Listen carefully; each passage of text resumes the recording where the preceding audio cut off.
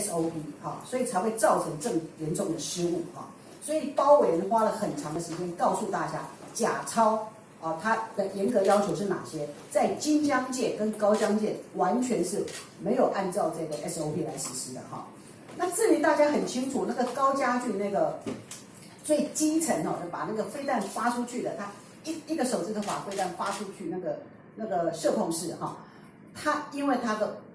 误案，那我们在这个弹劾案里头没有弹劾这个在等于说法院司法机关起诉和跟判刑的这3个人，因为我们就包委员刚刚讲，不教而杀谓之虐，这完全就是包括陈明修士官长连续3年来他在做假钞的时候，各级的长官以及在测考的这个主管，眼睁睁看他接4条火线，接2个蒸弹，没有人纠正，而且他说历年来都要这样做，而且他考前还要去打听考古题，考古题就是这样子。好，那么再回过头来，你再看这个，明明金江舰在这个建指部在幕僚审核的时候，已经把他剔除，他已经发现林伯哲舰长是不 qualify， 他不合格，他没有达到3个月没有拿到指挥权，把他剔除了。那我们的幕僚就又一个一指神功，就误发那个 mail 就出去了，把剔除的公文呈给上面报准说没有这条船。但是发到校准部，校准部要来实施假钞特考的那个单位就有这个金江舰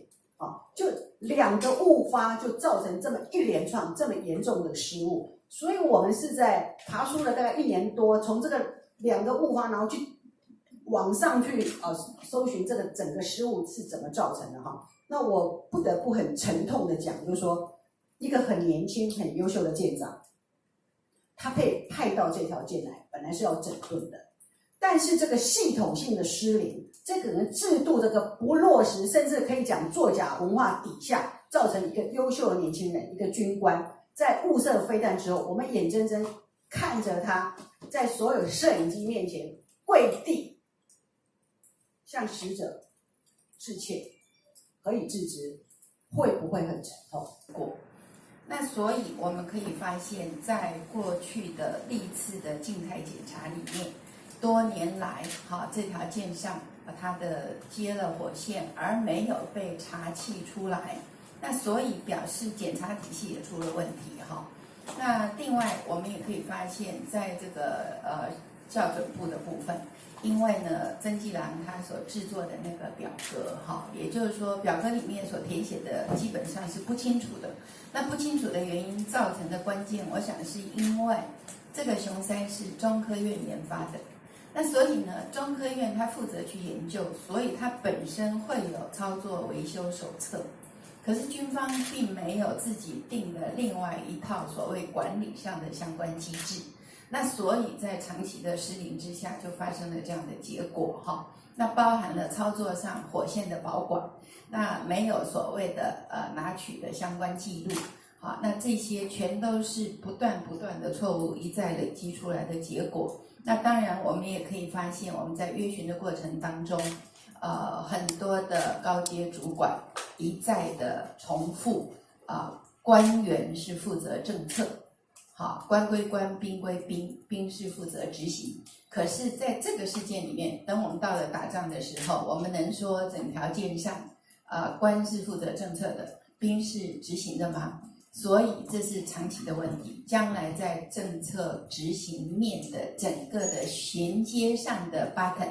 它的各个环节势必要做一个无缝接轨，所以这个案子是一个非常惨痛的教训好，那回到前面那个问题，就是说没有错，就是我们在讨论的时候，其实就有委员讲说，既然我们这一届的委员曾经有多数委员是认为说，弹劾案是针对事，不完全是针对人的状况，应该要进行投票，所以是不是要讨论一下我们这次投票的方式？那后来大家有讨论结果是因为认为我们的适应细则的确还没有更改，那我们还是要依法行事，就是监察委员不能够自己违法，所以我们还是要依法行事。可是有一点不一样的是，据我所知啦，有点不一样的是，本来那个审查室它的投票是有一个投票处，就是像我们一般的那个隐蔽对投票处就是一个隐蔽的地方嘛那一般大概以前的常二案，大家都会到那边做秘密投票，然后会盖章在投票箱里面。我们这一次我们11位是通通在座位上，所以简单讲就是说，其实当然我们没有故意亮票，没有违法啦，是。因为他们投票我们都对对齐了，所以我们知道。对，所以我们是这一次大家通通在座位上，所以你如果真的要去偷瞄别人投的，就是其实又不违法，然后又有一点捍卫我们的理念，是认为说其实所以是无记名公开投票，那过去等于是无记名的秘密投票。对，就像我们的投票过去都是这样，它有个投票亭，就像我们去选举的时候投票，不是给一张票嘛，那你就要盖给谁就盖上去，然后我们是在那个票亭里头盖章，然后投到投票柜。那如果照高委员的讲法，你们是坐在座位上，坐在座位上，就公开就对了。但你们有亮票吗？没有。对，那至于那个真正制度的改，我想当然会提院会啦，最后当然还是要监察院对大家共识全力同意才行。谢谢。